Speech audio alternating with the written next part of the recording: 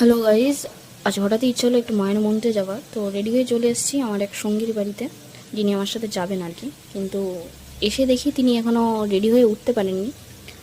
দেখা যাক কখন হয়। ফোনে বলা হয়েছিল যে ইনি নাকি রেডি, তো তোমরা দেখতেই পাচ্ছ এটা হচ্ছে আমাদের রেডি হওয়ার নমুনা।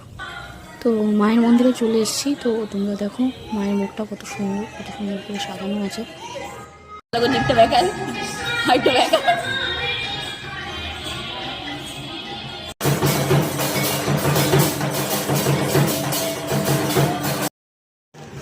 তো মায়ের পুজো শেষ হয়ে গেছে, সবাই প্রসাদ নিচ্ছে। আর ওই যে ওখানে দেখো গিয়েছে একজন শিব ঠাকুরের মন্দিরে প্রণাম করতে।